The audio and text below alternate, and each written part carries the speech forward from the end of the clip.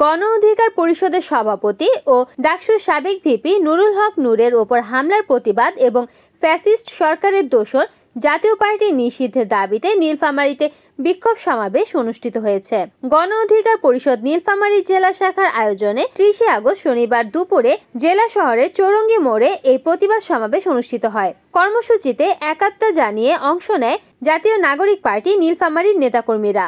গণ অধিকার পরিষদ জেলা শাখার সভাপতি জাহাঙ্গীর হোসেনের সভাপতিত্বে এনসিপি জেলা শাখার প্রধান সমন্বয়কারী আব্দুল মজিদ ও সদস্য আক্তারুজ্জামান, গণ অধিকার পরিষদ সৈয়দপুর উপজেলা শাখার সভাপতি মনোয়ার হোসেন, জেলা ছাত্র অধিকার পরিষদের সাধারণ সম্পাদক একে উদার, জেলা যুব অধিকার পরিষদের সাধারণ সম্পাদক ওমর ফারুক, জুলাই যোদ্ধা সংসদের সিনিয়র যুগ্ম আহ্বায়ক জিয়াউর রহমান, জেলা গণ অধিকার পরিষদের দপ্তর সম্পাদক সাদমান শাকিল বক্তব্য দেন।